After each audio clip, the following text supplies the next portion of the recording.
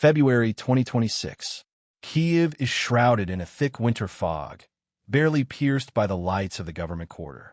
Volodymyr Zelensky's term in office has become the main target in Washington. Donald Trump, back in the White House, is opening a front more terrifying than missile strikes, the front of legitimacy. Democracy doesn't go on vacation because of war. His voice booms from screens around the world. Trump puts the issue bluntly. The U.S. cannot fund a government that hasn't confirmed its mandate at the ballot box. This isn't just a matter of legality. It's a trap. In the Oval Office, Trump signs a directive tying every cent of aid to the election date. For Zelensky, this is zugzwang. Holding elections under fire means admitting a security failure. Not holding them means becoming a paid dictator in the eyes of the West. In the dark corridors of Bankova, they understand. This is the beginning of the end of unconditional support. Zelensky's response was sharp and laced with bitterness. Elections in the trenches are a cynicism that only plays into the hands of the Kremlin, he declared in a late-night address. But Trump refuses to listen. He unleashes the media pressure machine. American television networks begin to circulate the term perpetual president. Trump masterfully exploits the fears of the Republican electorate. Why pay for democracy where it no longer exists? For Zelensky, this is a battle for self-preservation.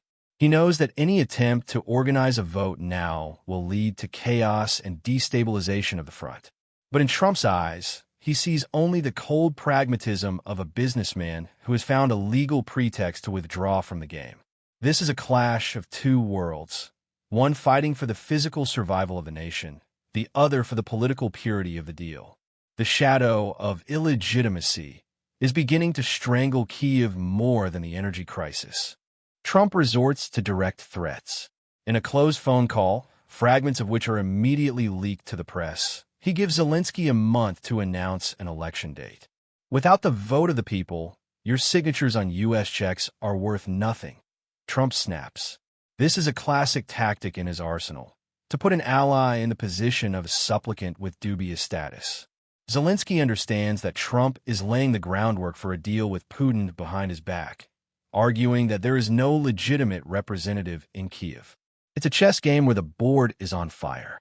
Zelensky tries to appeal to European leaders, but they, frightened by a possible break with the United States, begin to look the other way. The Ukrainian leader remains isolated, surrounded by the specter of broken promises and mounting pressure from overseas. Trump uses every day of delay as proof of a power grab. An unprecedented social media campaign begins. Bots and influencers loyal to Trump are launching the hashtag #ElectionsOrNoCash. Zelensky is responding with his own weapons, inviting international observers to frontline cities to demonstrate the impossibility of voting. But Trump mocks this in his posts. If they can fight, they can vote. It's a battle for the sympathy of the American taxpayer. Trump paints an image of a corrupt regime that fears its own people.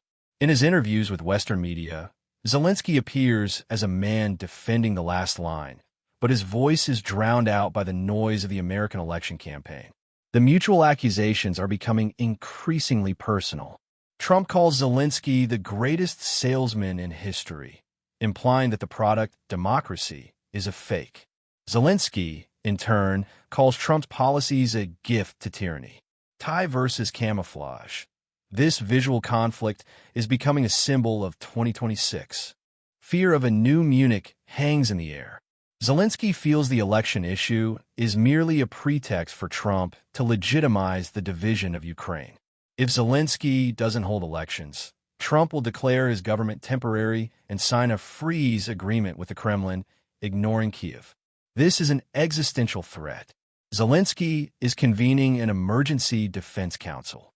The choice is between civil unrest within the country during the vote and the loss of foreign support. Meanwhile, Trump, at rallies in Ohio, declares, "We won't give a cent to dictators, even if they wear olive drab t-shirts." This is a personal challenge. Zelensky understands that his legitimacy now depends not on the Constitution, but on whether he can outplay Trump on his own turf, the arena of media influence and international law. But the odds are too unequal. In an attempt to salvage the situation, Kyiv is proposing a compromise, holding a national digital referendum through the Dia app. Zelensky presents this as the most modern democracy in the world, adapted to wartime conditions. But Trump immediately ridicules the idea. Digital voting is digital falsification, he declares. What matters to him isn't the actual expression of will, but a process that can be monitored or contested. Trump demands physical polling stations, international commissions, and, most importantly, the participation of refugees in Europe and residents of frontline zones. He knows this is impossible to organize. It's a stalemate. Zelensky understands that Trump is simply stalling for time, undermining his authority within the country. The opposition in Ukraine, smelling the scent of change in Washington, is beginning to rear its head. The internal rift, so feared at Bankova Street, is becoming a reality with a single word from the Oval Office. Trump begins secret consultations with other Ukrainian politicians and military officials. His goal is to find an alternative leader who will agree to elections and, consequently, his peace terms. In Kyiv, this is perceived as an attempted soft power coup. Zelensky finds himself in a spiral of paranoia. Who can he trust when his most powerful ally is looking for a replacement? Trump publicly praises some Ukrainian generals, pitting them against the political leadership. It's a classic divide-and-conquer strategy. Zelensky is forced to devote his energy to internal intrigues instead of defense. Tensions between Washington and Kyiv reach a boiling point. In one interview, Zelensky asks point-blank, "Donald, do you want a victory for Ukraine or a victory for your ego?" Trump leaves the question unanswered, merely adjusting his tie pointedly. To add weight to his demands, Trump suspends the next tranche of financial aid for a technical legitimacy review. In Ukraine, payments to public sector workers and the military are being delayed. Trump cynically declares, "We can't give taxpayer money to a government whose status is being challenged." This is outright blackmail through hunger and chaos. Zelensky is forced to travel to the United States to meet with Trump in person. This meeting at Mar-a-Lago becomes the most difficult of his career. Trump treats him not as the head of state of an ally, but as a petitioner whose expiration date has passed. The conversation escalates. Trump demands an election date in exchange for unfreezing his accounts. Zelensky understands that agreeing to Trump's terms would be political suicide, and refusing would mean the country's financial ruin. While Trump and Zelensky wage their duel, Europe begins to waver. French and German leaders, fearing Trump's wrath and economic isolation, begin hinting to Kyiv that elections are the only way to restore trust. Zelensky feels the ground slipping from under his feet. He accuses the West of a new Munich, reminding that democracy is defended on the front lines, not in offices. But Trump has already seized the initiative.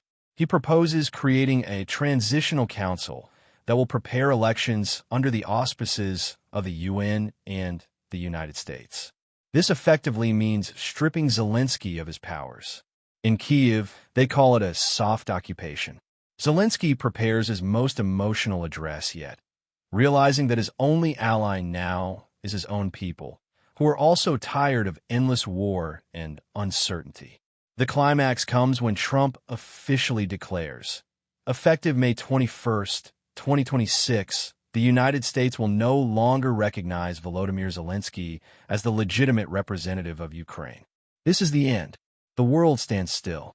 Zelensky faces a choice: leave, abandoning the country to the whims of Trump and Putin, or stay, becoming a pariah to his main donor.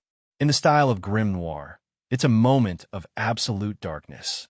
Zelensky comes out to the people on Mykolivska Square. He speaks not of laws, but of honor.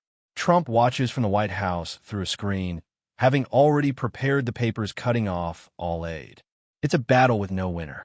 Legitimacy bought at the price of defeat, or power maintained at the price of isolation. Two leaders, two stubborn streaks, one ruined country. In 2026, the election became the wedge that forever divided the Western world.